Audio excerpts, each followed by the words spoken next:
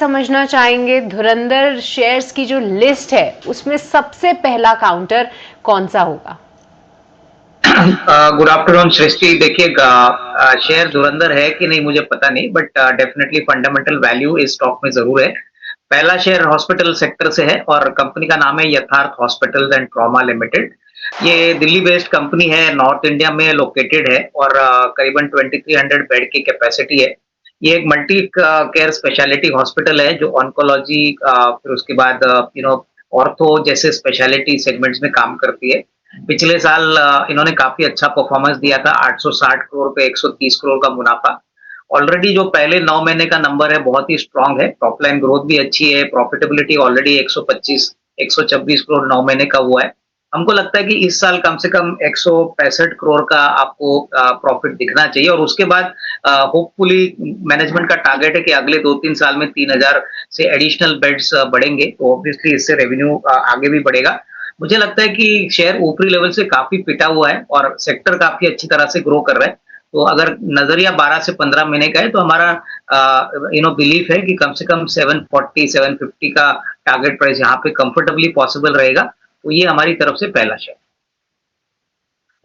ठीक है, यहाँ पर पहला धुरंधर स्टॉक दिया है अविनाश जी ने और यथार्थ हॉस्पिटल 12 से 15 महीने का आपका अगर व्यू है तो यहाँ पर आप रणनीति बनाइए और टारगेट्स यहाँ पर 750 रुपये तक के 740 से 750 तक के टारगेट्स आपको आते हुए मिलेंगे। तो आज के लिए यथार्थ हॉस्पिटल पर आप नजर रखिए, 12 से 15 महीने की अवधि रहेगी और 750 रुपये तक के रिटर्न। आगे बढ़ेंगे और हमारे साथ सनी अग्रवाल भी है, उनसे समझेंगे।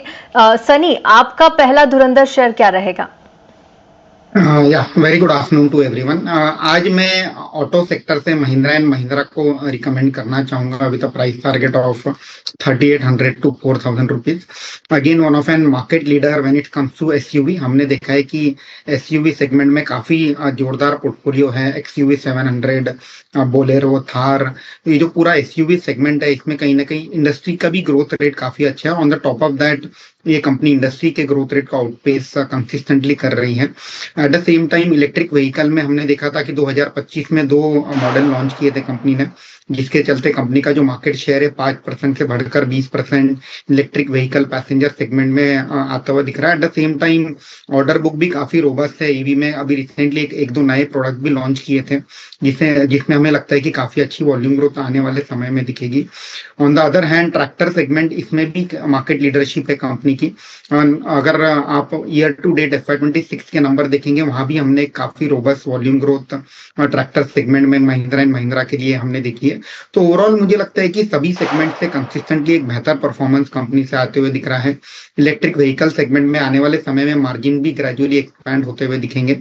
हमें लगता है कि काफी रिजनेबल वैल्यूएशन पर कंपनी ट्रेड हो रही है। अगर आप देखेंगे FY27 के वैल्यूएशन की अगर बात करते हैं तो तकरीबन 22 times price to earning multiple पर ये कंपनी ट्रेड हो रही है। अभी हालांकि नैरेटिव एंटी रेट सेंसिटिव बना हुआ है।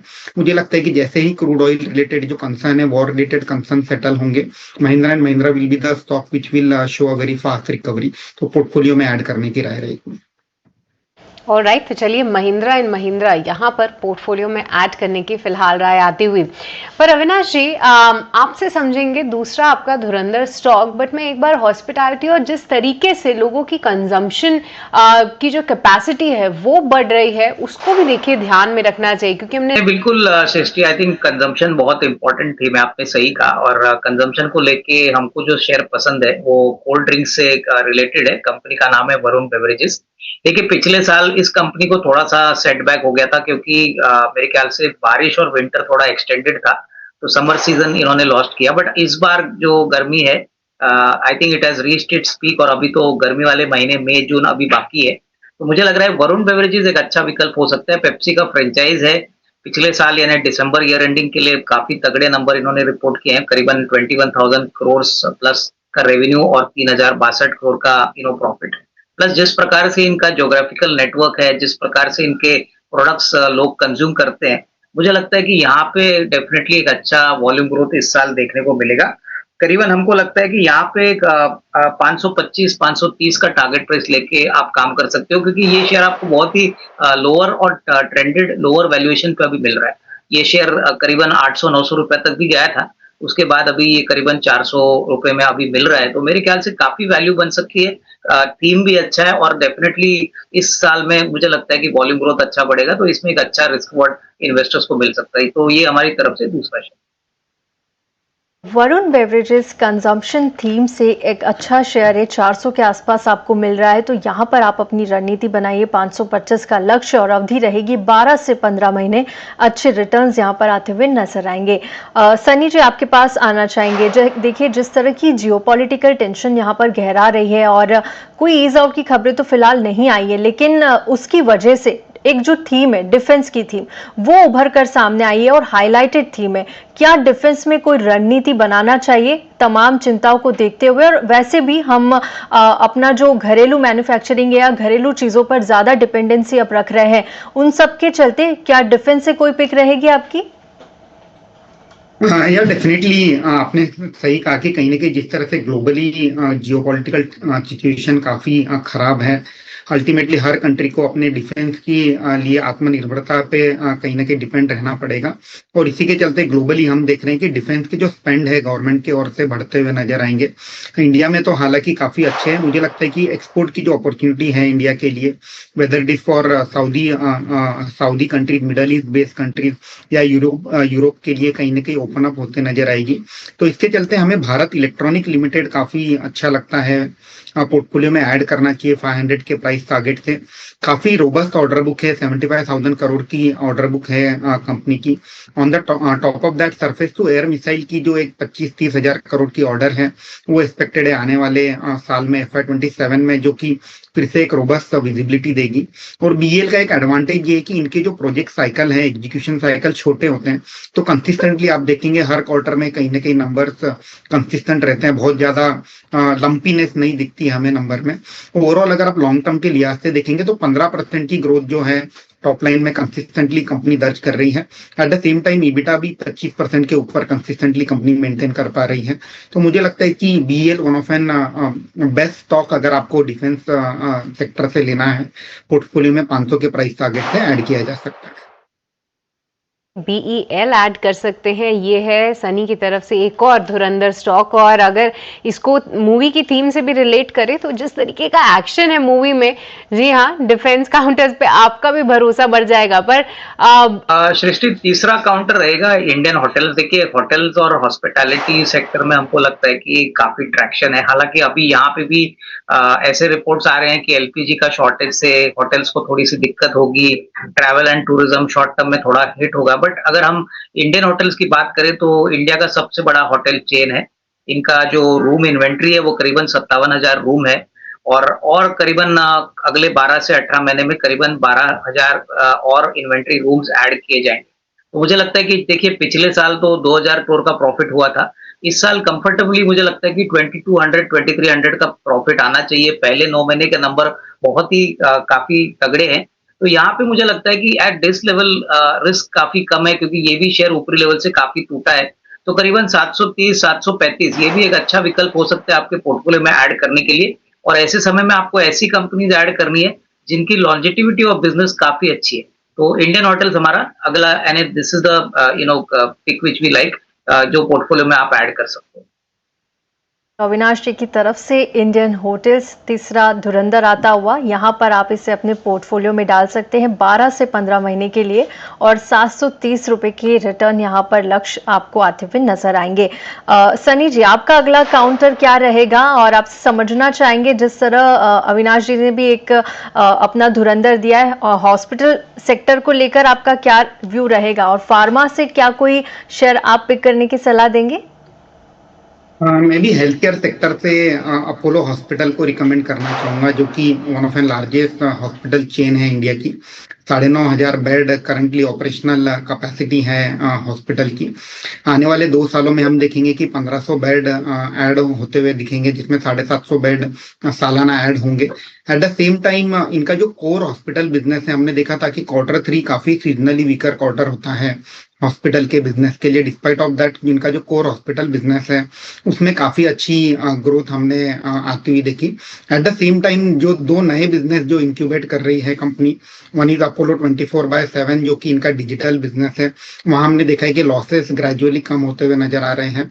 और एट द सेम टाइम जो फार्मेसी डिस्ट्रीब्यूशन बिजनेस है जिसका डीमर्जर भी ऐलान किया गया है, वहां भी एक काफी अच्छी ग्रोथ दिखी थी। तो एक ब्रॉड बेस्ड ग्रोथ थी across the all the businesses, जिसके चलते हमने देखा था कि मार्जिन एक्सपेंशन भी आया था कंपनी का पिछले क्वार्टर में। तो ओवरऑल मुझे लगता है कि आने वाले समय में because of this growth in the core hospital segment, new capacity addition, जो नए बिजनेसेस है इनके डिजिटल साइड में और डिस्ट्रीब्यूशन साइड में, उसमें कहीं ना कहीं मार्जिन बेहतर होते हुए दिख रहे हैं। तो इसके चलते आने वाले समय में अर्निंग ग्रोथ काफी अच्छी रहेगी। हमें लगता है कि 8600 का इसका फेयर वैल्यू है। Keeping that price target in mind, इसे पोर्टफोलियो में ऐड किया जा सकता है। हेल्थ केयर सेगमेंट से अपोलो हॉस्पिटल यहाँ पर सनी को पसंद आ रहा है। 8600 का रक्ष यहाँ पर आता हुआ नजर आएगा, लेकिन जो टाइम ड्यूरेशन रहेगा वो 1 साल का रहेगा, तो यहाँ पर आप इसे अपने पोर्टफोलियो में ले सकते हैं। चलिए इसी के साथ यहाँ पर रुकेंगे हम छोटे से ब्रेक के लिए और जल्द लौटेंगे। और लिए आपके पास आना चाहूंगी। देखिए, हमने 3 काउंटर्स की बात की। ऑटो स्पेस में से M&M, हॉस्पिटल सेगमेंट का लीडर अपोलो हॉस्पिटल्स, और साथ ही साथ BEL, ये आपने धुरंधर स्टॉक्स आइडेंटिफाई किए। नेक्स्ट कैटेगरी कौन सी है सनी, और कहां पर आप देख रहे हैं मौके? सृष्टि में अगली कैटेगरी इंजीनियरिंग CNC मशीनिंग से चूज करना चाहूंगा एक स्टॉक, ज्योति CNC, जो कि वहाँ ये अपने कैटेगरी में मार्केट लीडर है। एक स्ट्रॉन्ग वर्टिकली इंटीग्रेटेड बिजनेस है जिसमें CNC मशीन जो होते हैं, जो प्रीडोमिनेटली जो मैन्युफैक्चरिंग यूनिट में लगते हैं, वो ये पूरी एंटायर मशीनरी बनाते हैं और पूरा बैकवर्ड इंटीग्रेटेड ऑपरेशन है इनका। आज के डेट में अगर आप देखेंगे इनकी जो कैपेसिटी है सालाना 6000 CNC मशीन बनाने की है, जो कि इनका एक 300 से 400 करोड़ का एक एक्सपेंशन केपेक्स का प्रोग्राम चल रहा है, जिसके चलते सितंबर 2026 में, जो कि आने वाले कुछ महीनों में, ये जो कैपेसिटी है 6000 से बढ़कर 16000 मशीन तक चली जाएगी। जिसके चलते हमें लगता है कि कंपनी में आने वाले 2-3 सालों तक 25 से 30% की एक कंसिस्टेंट हम ग्रोथ देखेंगे टॉप लाइन में।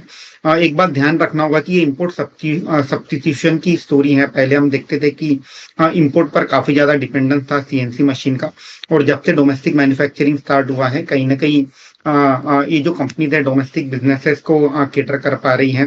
FY27 में हमारा ये मानना है कि कंपनी तकरीबन 480 करोड़ का पैट दर्ज करेगी as compared to 370 crore in FY26। ROE are more than 25%। अगर हम प्राइस टू अर्निंग की बात करते हैं तो FY27 पर 35-36 time price to earning multiple पर ये कंपनी अवेलेबल है। मुझे लगता है कि मीडियम टू लॉन्ग टर्म के लिहाज से पोर्टफोलियो में ऐड किया जा सकता है। मीडियम टू लॉन्ग टर्म के लिहाज से ज्योति CNC में आप रणनीति बनाइए, इसे आप अपने पोर्टफोलियो में रख सकते हैं, ये सलाह। लेकिन सनी, आपका एक आखिरी काउंटर बचा हुआ है, आखिरी धुरंधर शेयर क्या रहेगा, कहां पर आप दाव लगाएंगे?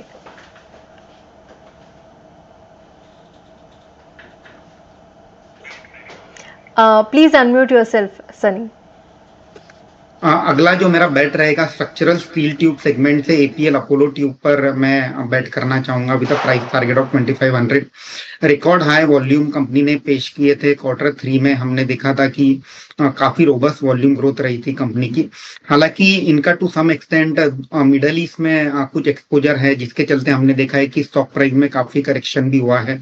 और एट द सेम टाइम इनका जो गैल्वनाइजिंग जो सेगमेंट है उसमें गैस की रिक्वायरमेंट रहती है, तो कहीं ना कहीं लग रहा है कि टू दैट एक्सटेंट हम वहाँ वो बिजनेस भी कुछ इम्पैक्ट हो सकता है। बट मुझे लगता है कि लॉन्ग टर्म के लिहाज से ये कंपनी काफी अच्छी है। 5 मिलियन टन की आज क्षमता है, आगे जाकर इनका 8 मिलियन टन करने की जो प्लान है वो मुझे लगता है कि सक्सेसफुल होते हुए दिखेगा। At the same time value added product जो है वहां हम देख रहे हैं कि सेल्स मिक्स जो है शिफ्ट होते हुए नजर आ रहा है, जिसके चलते जो मार्जिन है इसमें कंसिस्टेंट एक्सपेंशन आते हुए दिखेगा। हमारा ये मानना है कि आने वाले 2 सालों तक कंपनी की जो अर्निंग है 30% से ज्यादा से केगर से ग्रो होते हुए दिखेगी। ये जो शॉर्ट टर्म अभी डिस्ट्रप्शन हुआ है, इसके चलते एक अच्छा मौका है कि स्टॉक प्राइस में करेक्शन है और इसे पोर्टफोलियो में ऐड करने का एक अच्छा समय भी है। एपीएल अपोलो ट्यूब्स भी आप अपने पोर्टफोलियो में ऐड कर सकते हैं। 2500 तक के टारगेट्स यहाँ पर मिलेंगे, लेकिन जो टाइम होराइजन रहेगा वो 1 साल का रहेगा, तो यहाँ पर भी आप अपनी नज़र बनाकर रखिए। चलिए आगे बढ़ेंगे और अविनाश जी से समझेंगे। सर, आपके पास आना चाहेंगे, जिस तरह की वॉर की स्थितियाँ यहाँ पर लगातार बनी हुई है और मार्केट्स देखिए, जब से वॉर शुरू हुआ है हम एक डेटा देख रहे थे, यहाँ पर भारी गिरावट, निफ्टी करीब 7 से 8% नीचे आ चुका है। बैंक निफ्टी की बात करें तो 10% से ज्यादा का करेक्शन यहां भी देखने को मिला। बैंक निफ्टी की बात करें तो यहां पर भी देखिए 10% से ज्यादा की ही गिरावट रही। मिड कैप और स्मॉल कैप का भी कुछ ऐसा ही हाल रहा है। लॉन्ग टर्म के लिहाज से बात करें तो क्या जो ग्रोथ है मार्केट में वो इंटैक्ट है अभी भी, और आने वाली ग्रोथ स्टोरी आपको किस तरह से नजर आ रही है? बैंक निफ्टी और निफ्टी में अभी कितनी मजबूती आना बाकी है? देखिए, मुझे लगता है कि जब भी कोई वॉर शुरू होता है तभी पेसिमिज्म एक पीक लेवल पे जाता है और ऑप्टिमिज्म पीछे जाता है। और हमने देखा है कोई भी वॉर लंबे समय तक चलती नहीं है। रशिया यूक्रेन वॉर का ही एग्जांपल दे दीजिए, क्योंकि जब शुरू हुआ था तभी मार्केट्स ने काफी वॉलेटिलिटी दिखाई दी। आज तो कोई इसके बारे में बात भी नहीं करता है। तो मुझे लगता है कि देखिए, वॉर के टाइम पे आपको you need to get into value, और अपने जो इन्वेस्टेबल सरप्लस फंड्स है उसको निवेश करने का आपको एक अच्छा मौका मिलता है। मार्केट की बात करें तो मुझे लगता है कि देखिए, कल का जो भारी गिरावट के बाद आई थिंक जो क्रूशियल लेवल है मार्केट का वो 23,000 है। अगर मार्केट इस लेवल को रिस्पेक्ट करता है और आगे मोस्टली अगर एफआईआईस की बाइंग वापस आती है तो ही मार्केट में नियर टर्म में आपको इमीडिएट एक अपसाइड देखने को मिलेगा। अदरवाइज जियोपॉलिटिकल सिचुएशन अभी भी काफी कॉशियस है और मुझे लगता है कि कम से कम 1-2 हफ्ता मार्केट वॉलेटिलिटी दिखाएगा।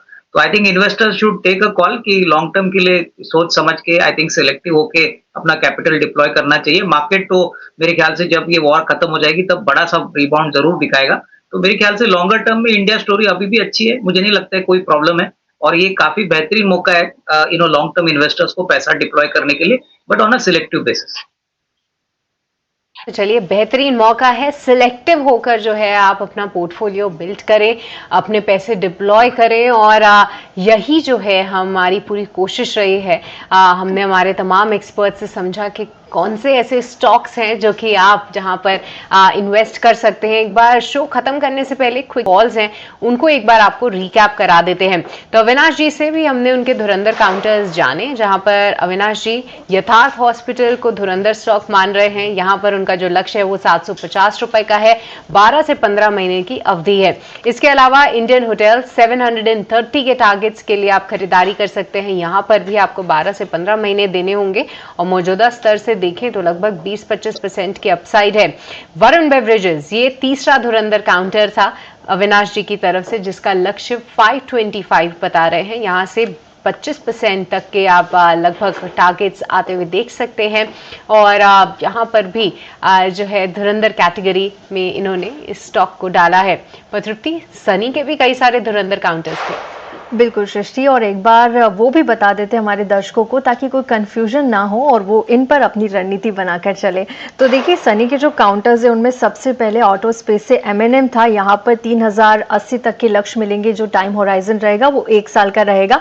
3070 के लेवल पे आप खरीदारी करके चल सकते हैं। इसके अलावा हेल्थ केयर सेक्टर से अपोलो हॉस्पिटल पर यहाँ पर दाव लगाया है। 8600 तक के लक्ष्य यहाँ पर आते हुए मिलेंगे। 1 साल का आपका टाइम होराइजन रहना चाहिए। ज्योति सीएनसी, यहाँ पर भी आप अपने पोर्टफोलियो में इसे रख सकते हैं 905 रुपए के टारगेट के लिए, 1 साल के टाइम होराइजन के साथ। इसके अलावा एपीएल अपोलो ट्यूब्स पर भी यहाँ पर सनी ने अपने धुरंधर शेयरों में इस पर रणनीति बताई है। 2500 तक के लक्ष्य यहाँ पर मिलेंगे। टाइम जो रहेगा वो 1 साल का रहेगा, तो यहाँ पर आप इस पर रणनीति बना सकते हैं। और आखिरी जो काउंटर है वो डिफेंस सेक्टर से बीईएल है। यहाँ पर 500 तक के लक्ष्य के लिए आप 1 साल के टारगेट की अवधि के साथ यहाँ पर इसे अपने पोर्टफोलियो में रख सकते हैं। तो ये थे सनी की तरफ से सारे शेयर्स।